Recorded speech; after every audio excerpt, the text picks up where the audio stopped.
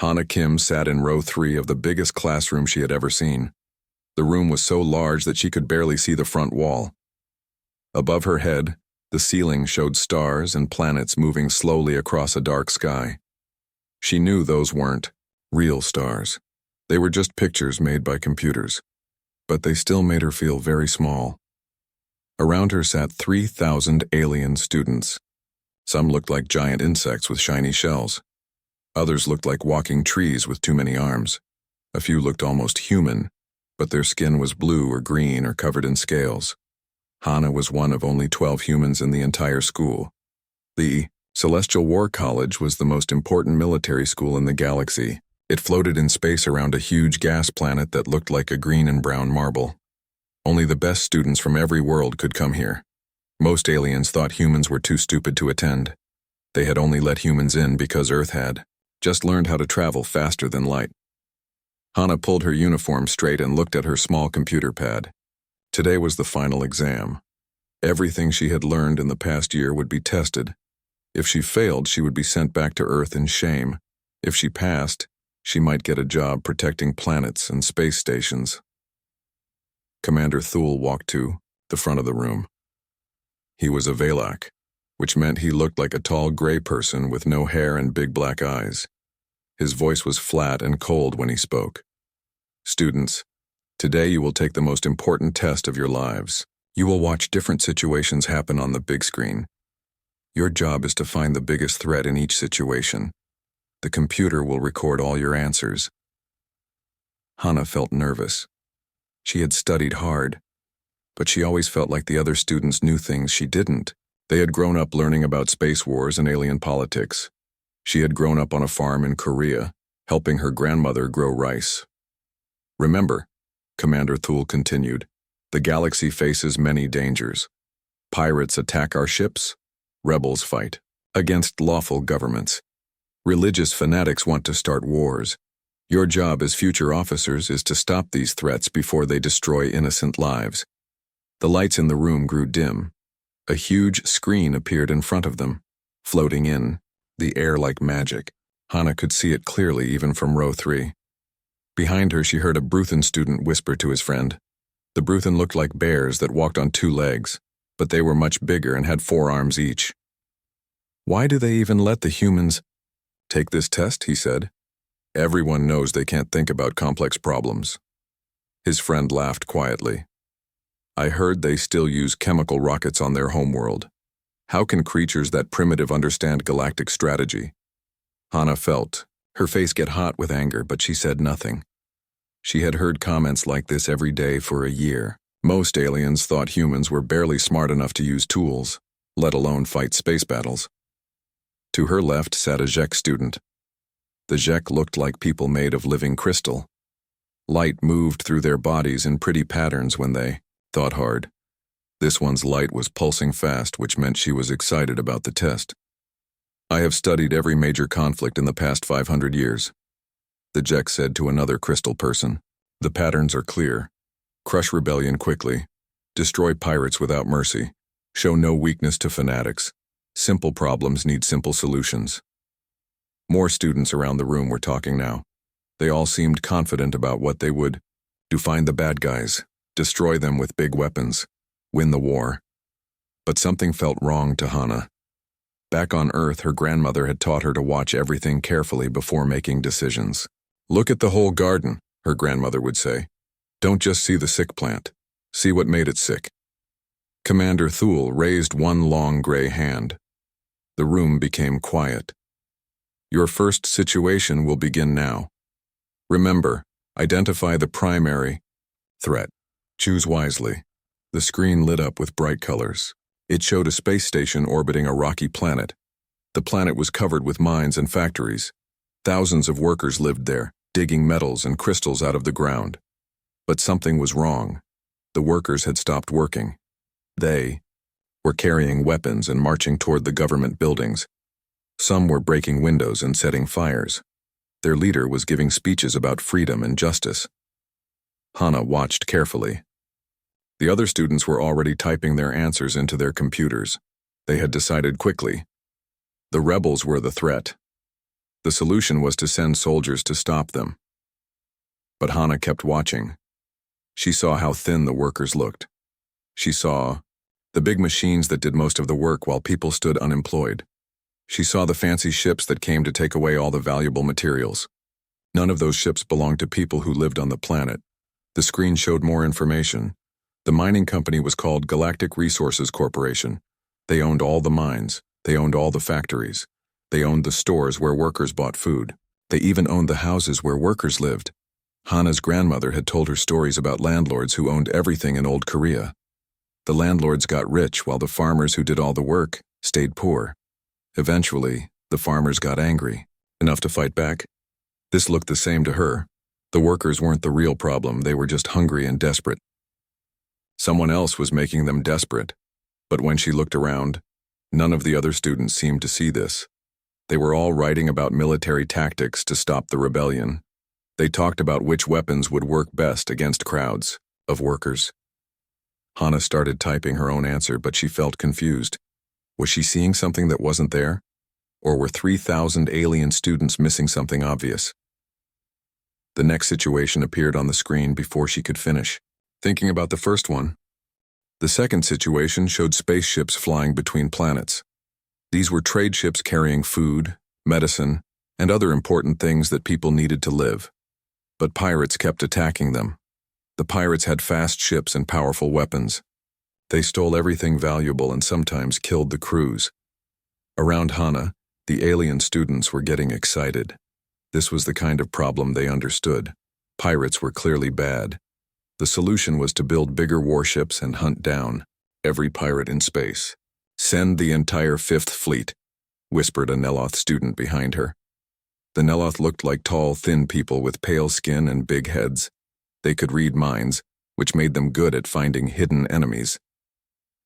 "Find their secret bases and destroy them all." The Bruthan student from before was typing fast with all four hands. "Blockade every system where pirates have been seen. Search every ship. Execute anyone caught with stolen goods." Hana watched the screen more carefully. The computer was showing lots of information about the pirates. Most of them came from the Outer Rim, where planets were far from the main trade routes. These planets had been rich once, but something had changed. She read the small text at the bottom of the screen. 5 years ago, automated cargo ships had replaced human crews. Millions of people who used to work on trade ships lost their jobs. The companies saved money, but the workers had no way to buy food for their families. Then automated factories started making most products. More people lost their jobs. Entire planets that used to build things for the galaxy became empty and poor. The pirates weren't just criminals, Hana realized. They were desperate people trying to survive. Taking away their ships wouldn't solve the real problem. More unemployed people would just become pirates to replace them. But none of the other students were reading that information. They just saw pirates attacking ships and wanted to destroy the pirates. The third situation appeared. This time the screen showed a group of planets where people followed an old religion. The religious leaders were giving angry speeches. They said other races were evil and needed to be destroyed. They were building weapons and training armies for a holy war. The alien students loved this one too. Religious fanatics were dangerous. Everyone knew that. The answer was obvious. Attack their leaders before they could start their war. A crystal Jek student's light was flashing bright red with excitement. "Eliminate the leadership structure," she said to her friend. "Cut off the head and the body. We'll die." Precision orbital strikes on their temples, agreed a Valek student who looked like Commander Thule.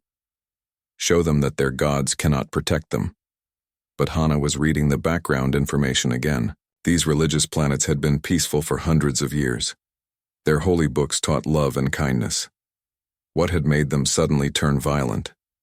She found her answer in the financial records. Someone had been sending the extremist leaders huge amounts of money. The money came from shell companies that were hard to trace.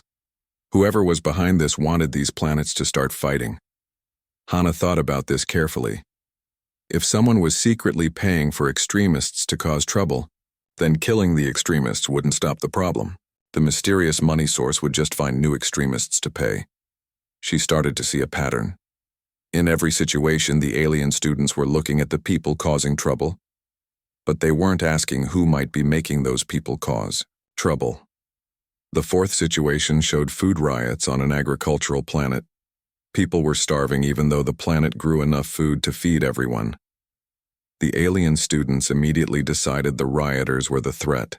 Send troops to restore order. But Hana saw that all the food was being shipped off planet by the same company that owned the farms. The local people who grew the food couldn't afford to buy it back. The fifth situation showed a revolution on an industrial world. Workers were overthrowing their government. Again, the aliens wanted to crush the revolution with military force. Hana noticed that the revolutionary leaders had been trained at expensive schools off-world. Someone with a lot of money had educated them and sent them home to cause trouble. By now, Hana was starting to feel sick to her stomach. Every single problem had the same shape. Poor people were fighting against rich people who controlled their lives. But instead of looking at why people were poor and desperate, everyone wanted to use violence to make them stop fighting. Worse, she was beginning to see connections between the different situations. The same companies appeared in multiple scenarios. Galactic Resources Corporation owned the mines where the first rebellion happened. They also owned the automated factories that had put the pirates out of work. Their subsidiary companies controlled the food exports that were causing starvation riots. During a short break, Hana tried to talk to Jisoo Park, another human student sitting 2 rows ahead of her. "Do you see what I'm seeing?" Hana whispered. Jisoo looked confused. "What do you mean?" "The same companies are involved in all these problems. Someone is making people desperate on purpose." Jisoo shook her head. "You're thinking too hard about this. The test is simple. Find the immediate threat and stop it. That's what military officers do." Hana felt very alone. Even the other humans thought she was wrong. When the test continued, more situations appeared. Every time, the pattern was the same. Desperate people were causing trouble, and rich corporations were somehow involved in making them desperate. The alien students always focused on stopping the desperate people. They never looked at the corporations. Hana began to type her answers differently than everyone else. For each situation, she identified the economic forces that were creating the problems. She wrote about cutting off money sources and changing unfair systems instead of just shooting the people who complained about unfair systems. She could feel other students looking at her strangely. Her answers were taking much longer than theirs. They had solved each problem in minutes. She was spending much more time reading all the background information. Commander Thule was walking around the room, watching students work. When he passed behind Hana's seat, he stopped for a moment. She felt him reading over her shoulder. His big black eyes looked puzzled when he saw her answers. He stood there for a long time before moving on. Hana wondered if she was making a terrible mistake. 3,000 intelligent aliens all agreed on the right answers. She was just one human from a primitive planet. Maybe her grandmother's advice about watching the whole garden didn't apply to space warfare. But deep in her heart, she felt certain that everyone else was missing something important. The test wasn't just about identifying threats. It was about identifying the right threats. More situations kept appearing on the big screen. Each time, Hana saw the same pattern that the other students were missing. Someone was always pulling strings behind the scenes, making problems happen on purpose. A border war between 2 planets? Both sides were buying weapons from the same arms dealer. A plague outbreak on a mining world? The medicine that could cure it was being held in warehouses until the price went up. A terrorist attack on a space station? The terrorists had been trained at a school owned by the same corporation that built the space station's security systems. Every problem had the same hidden source. But 3,000 alien students kept looking only at the surface. They saw symptoms and wanted to treat symptoms. They never looked for the disease that was causing all the symptoms. Hana tried to raise her hand during one of the breaks. "Commander Thule," she said, "I have a question about the test." The tall gray alien looked down at her with his big black eyes. "What is your question, human Hana? Are we supposed to consider the economic factors behind these conflicts? Some of the same companies appear in multiple scenarios." The room became very quiet. Other students turned to stare at her. She could hear them whispering to each other. Typical. Human thinking, laughed a Bruthan student. They see patterns everywhere even when no patterns exist. It's how their primitive brains work. A Jack student's crystal body flashed with amused light. Next she'll say the problems are all connected by some grand conspiracy. Humans love conspiracy theories because they can't understand complex reality. Commander Thule held up his hand. For silence. Human Hana, you are here to identify immediate military threats. Economic analysis is not part of this examination. Please focus on the tactical situation presented in each scenario. Hana felt her face turn red with embarrassment. She sat back down and tried to focus on what everyone else was doing. Maybe she really was seeing things that weren't there. But as more scenarios played out, she couldn't help noticing more connections. The same corporate logos appeared again and again. The same shell companies. The same mysterious funding sources. It was like someone had made all these problems happen on purpose. The worst part was watching how the alien students reacted to each situation. They were so confident in their answers. They never questioned whether they might be missing something. Important, a new scenario appeared. This time it showed a peaceful planet where different alien races had lived together happily for centuries. Suddenly, violent fights were breaking out between the different groups. Each group blamed the others for stealing jobs and resources. The alien students immediately started planning military solutions. Separate the fighting groups. Put up walls between different neighborhoods. Send peacekeeping troops to patrol the streets. But Hana noticed something strange in the news reports from that planet. The fighting had started right after a new media company began broadcasting there. This company was showing programs that made each group afraid of the others. The programs were designed to make people angry and suspicious. She checked who owned the media company. It was a subsidiary of Galactic Resources Corporation, the same company from the very first scenario. Hana's heart started beating faster. This wasn't her imagination. Someone really was causing all these problems on purpose. But why would a corporation want to create wars and rebellions across the galaxy? She thought about it like her grandmother had taught her. What did wars and rebellions do? They made planets unstable. When planets were unstable, their governments became weak. When governments were weak, they had to accept help from powerful corporations. Suddenly, everything made sense. Galactic Resources. Corporation wasn't just involved in these conflicts by accident. They were creating the conflicts so they could profit from solving them. They would offer to bring peace and order, but only if they got to control the planet's resources. It was like a protection racket, but on a galactic scale. Create the problem, then get paid to fix it. Hana looked around the room at all the alien students typing their answers. They were all falling for it. They thought they were training to protect the galaxy, but they were actually learning to help the real threat stay hidden. She started to feel scared. If she was right about this, then it meant the most important military school in the galaxy was teaching students to ignore the biggest threat of all. Were the teachers just stupid, or were they part of the plan? Commander Thule was walking around the room again. This time, when he stopped behind Hana, she felt him watching her for a long time. She tried to type normal answers like the other students, but she couldn't make herself do it. Every fiber in her body was screaming that this was wrong. The alien students were being trained to fight the wrong enemy. They would spend their careers chasing rebels and pirates and fanatics while the real enemy got stronger and richer. During the next break, she tried talking to Minho Choi, another human student. Minho, I think something is wrong with this test, she whispered. Minho looked annoyed. What now, Hana? You've been acting strange all day. Look at the corporations involved in each scenario. It's the same companies causing trouble everywhere. So what? Minho said. Big companies are involved in everything. That doesn't mean anything. But what if they're causing the problems on purpose? Minho stared at her like she had said something crazy. Hana, you need to stop thinking like this. We're guests here. The aliens already think humans are too primitive for this school. Don't give them more reasons to send us home. But what if I'm right?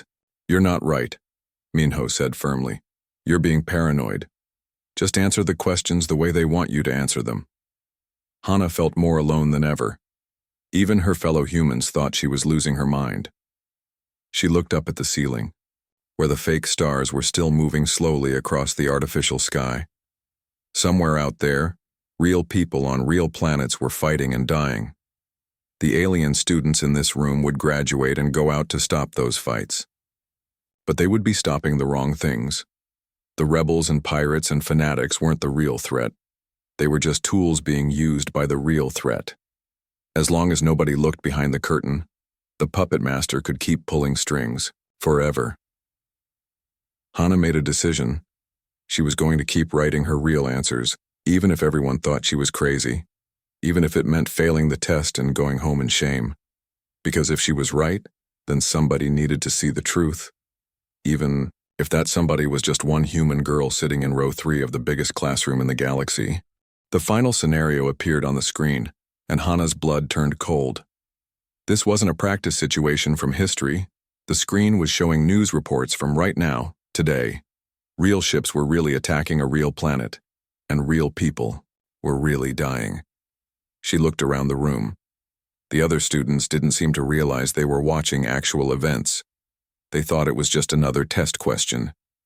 But Hana recognized the planet from recent news broadcasts. It was called New Geneva, and it was supposed to be one of the most peaceful worlds in the galaxy. Now it was under attack by unknown ships. The attackers were demanding that the planet surrender its government to something called the Emergency Council. The alien students immediately started planning their usual response: send warships, destroy the attackers, protect the innocent people. But Hana was reading the fine print again, and what she found made her feel sick. The Emergency Council was made up of executives from major corporations. The largest member was Galactic Resources Corporation. This wasn't a random attack. This was the final step in the plan she had been seeing all day. Create chaos across the galaxy, then offer to restore order under corporate control. She looked more carefully at the attacking ships. Their weapons and technology looked familiar. She had seen them in earlier scenarios, being sold to both sides of various conflicts.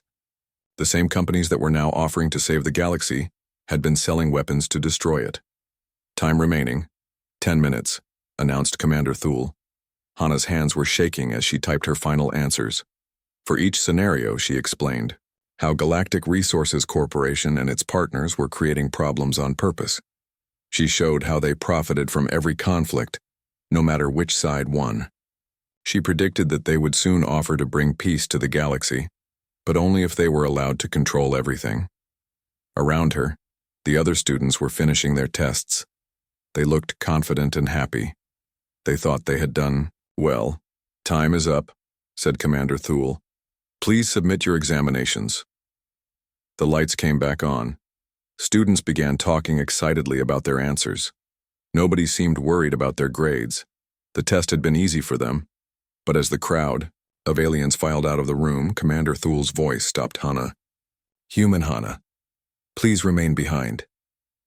Her heart hammered in her chest as the room emptied. Soon she was alone with the tall gray instructor. His big black eyes stared at her without blinking. Your answers were very different from your classmates, he said. Yes, sir, Hana replied quietly. You identified economic manipulation as the primary threat in every scenario. Yes, sir. You suggested that the current attack on New Geneva is part of a coordinated plan by corporate interests. Hana's mouth felt dry. Yes, sir. Commander Thule was quiet for a long moment. Then he did something that surprised her. He smiled. She had never seen a Valak smile before. It looked strange on his gray face. Walk with me, he said. They left the huge classroom and walked down a corridor lined with windows. Outside, Hana could see the gas giant that the space station orbited. Its green and brown clouds swirled slowly in patterns that looked almost alive. Tell me, human Hana, Commander Thule said as they walked. What do you know about the history of this academy? It was founded 200 years ago to train officers for galactic defense, Hana answered. That is the official history. The truth is more complicated. They stopped at a window that looked out into deep space. This academy was founded by the Galactic Defense Corps, but the Corps is funded by the same corporations that control most of the galaxy's resources. Hana felt a chill run down her spine. Every year we train 3,000 of the brightest minds from across the galaxy, Commander Thule continued. We teach them to identify threats and eliminate them quickly. We teach them that rebels are always wrong and that order must be maintained at any cost. But that's wrong, Hana said without thinking. Yes, Commander Thule agreed. It is wrong. We are training the galaxy's protectors to protect the wrong things. He turned to look at her with those big black eyes. The examination you just took was not really an examination. It was a test to see if anyone could see past the lies we have been teaching. I don't understand. Every scenario you saw today was carefully designed. The correct military response to each situation would make the real problems worse. Students who give the expected answers will graduate and become officers who serve corporate interests without realizing it. Hana's legs felt weak. Are you saying the school is evil? Not evil, just compromised. Most of the instructors believe they are doing good work. They don't see the bigger picture because they have been trained not to see it. But you see it. Commander Thule nodded slowly. Some of us do. We have been waiting for someone who could see it too. Someone whose mind had not been shaped by our education system. Why me? Because you are human. Your species evolved differently than ours. You developed what you call intuition and pattern recognition as survival tools. Most advanced species lost these abilities when they became civilized. They walked further down the corridor. Commander Thule led her to a door marked Authorized, Personnel Only. There are others who understand the truth, he said as he opened the door. We call ourselves the Resistance. We work within the system to protect the galaxy from the real threat. The room beyond the door was small and dark. Inside, Hana could see several other instructors from different alien species. They all looked at her with expressions she couldn't read. The human sees clearly, Commander Thule announced to the group. A Bruthan instructor stepped forward. Unlike the students, this one looked old and tired. Are you sure? Humans are still very primitive. Look at her answers, Commander Thule said, handing over Hana's test. She identified the pattern in minutes that took us years to understand. The Bruthan read her test with all four eyes. Slowly, his expression changed to surprise, then amazement. She connected all the scenarios, he said. She saw the corporate manipulation. She even predicted the Emergency Council Gambit. What is the Emergency Council Gambit? Hana asked. Commander Thule's face looked grim. Galactic Resources Corporation is about to announce that they can end all the conflicts across the galaxy. They will offer to provide security and governance to any planet that accepts their protection. Within a generation, they will control everything. Unless someone stops them, added the Bruthan instructor. Can you stop them? Hana asked. Not alone, Commander Thule replied, but with help from someone who can teach others to see the truth. Perhaps. Hana looked around the room at the small group of alien instructors. They all looked at her hopefully. What do you need me to do? We need you to teach, Commander Thule said simply. Hana looked around the small room at the faces of alien instructors she had never imagined could be allies. Teach what? How to see, replied the Bruthan instructor, whose name was Captain Dorn. How to recognize patterns that others miss. How to ask the right questions instead of just answering the questions you're given. An insect-like instructor stepped forward. Her shell was deep blue and her large eyes reflected light like mirrors. I am Professor Klix, she said in a voice that sounded like wind chimes. I have taught tactical analysis for 30 years. Only, now do I realize I have been teaching students to ignore the most important tactics of all. Which tactics? Hana asked. The tactics of control, Professor Klix explained. How to make your enemies fight each other while you watch safely from the shadows. How to profit from conflict while pretending to want peace. How to become so necessary that no one dares oppose you. Commander Thule walked to a wall screen and activated it. The display showed a map of the galaxy with red dots scattered across it. Every red dot represents a current conflict, he said. Wars, rebellions, pirate attacks, terrorism, plagues, famines. Our students will graduate and be assigned to deal with these problems. But they'll be treating symptoms, not the disease, Hana said. Exactly. Meanwhile, Galactic Resources Corporation, grow stronger with each crisis they secretly create and publicly solve. Captain Dorn's forearms crossed over his massive chest. The Emergency Council announcement will come tomorrow. They will claim that only united corporate governance can bring peace to the galaxy. Many planets will accept, Professor Klix added, sadly. They are tired of war. They will trade freedom for security. How can I stop something that big? Hana asked. I'm just one student. You're not just one student, Commander Thule said. You're the first student in 200 years to see through the deception. That makes you the most dangerous person in the galaxy. He touched a control, and the wall screen changed to show the Academy's student database. 3,000 graduates will leave here this year. They will become admirals, generals, and planetary governors. If even a few of them learn to see what you see, they could change everything. Hana felt the weight of responsibility settling on her shoulders. What about the other humans? Jisoo and Minho and the rest? They have been here too long, Captain Dorn said sadly. They want to fit in with their alien classmates. They have learned to ignore their human instincts. But you still have yours, Professor Klix observed. Your pattern recognition is intact. Your ability to see systems instead of just individual events. Commander Thule turned back to Hana. We want you to fail the official examination. What? If you pass, you will be assigned to some distant posting where you can do little good. But if you fail in the right way, we can arrange for you to become a teaching assistant. You would help us train the next group of students. How do I fail? In the right way? By continuing to give the answers you gave today. The grading computer will mark them as incorrect. But we will see the truth in them. Hana thought about this. What about my career? My family back on Earth expects me to become an officer. Your career will be more important than any military rank, Commander Thule assured her. You will be teaching the teachers, helping us redesign how we prepare the galaxy's defenders. The insect professor's eyes glittered.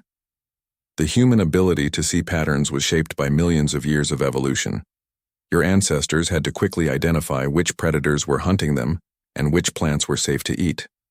Those same skills work perfectly for identifying modern threats. Other species lost those abilities when we became civilized, Captain Dorn added. We developed specialists who could think deeply about specific subjects, but humans remained generalists who could see how everything connected. Commander Thule looked serious. The irony is that other species consider humans primitive because you kept these survival skills. They think specialization makes them superior, but their specialization is what makes them blind to systematic manipulation. So what happens now? Hana asked. Now we wait for the test results, Commander Thule said. Tomorrow the Emergency Council will make their announcement. The day after that, the Academy will call you in to discuss your poor performance. We will offer you a choice: return to Earth in shame, or stay and help us train better defenders. And, if I stay, you will teach alien cadets to think like humans, to trust their instincts, to look for the people behind the problems instead of just fighting the problems themselves. Professor Klix made a sound like gentle laughter. It will not be easy. Centuries of education have taught them that emotional thinking is inferior to logical thinking. You will have to show them that human intuition is not emotional. It is a different kind of logic. A logic that evolved to detect deception and hidden danger. Captain Dorn agreed. Hana looked out the window at the swirling clouds of the gas giant. Somewhere out there, people were fighting wars they didn't understand, created by enemies they couldn't see. The very people training to protect them were being taught to ignore the real threat. I'll do it, she said quietly. Commander Thule's strange smile returned. I hoped you would say that. But I want to make one change to your plan. What change? I don't want to just teach aliens to think like humans. I want to teach humans to remember how to think like humans. Jisoo and Minho and the others, they've forgotten who they are. They're trying so hard to think like aliens that they've lost their greatest strength. That is very wise, Professor Klix said. Save your own species while you save ours. The Emergency Council thinks they have already won, Commander Thule said. They believe no one can see their manipulation clearly enough to stop them. But they made one mistake. What mistake? They let humans into the academy. They thought you were too primitive to matter. They never imagined that being primitive might be exactly what the galaxy needed. As they left the secret room and walked back toward the main corridors, Hana felt something she had never felt before. For the first time since arriving at the academy, she was proud to be human. Her seat in row 3 had been the perfect place to observe everything. Not in the front with the arrogant species who thought they knew all the answers. Not in the back with the forgotten and dismissed, but right in the middle where she could see the students, the teachers, and most importantly, the puppet strings being pulled from the shadows. Tomorrow would bring the emergency council's announcement. The day after would bring her official failure. But Hana Kim no longer cared about passing tests. She had found something more important than a good grade. She had found her purpose.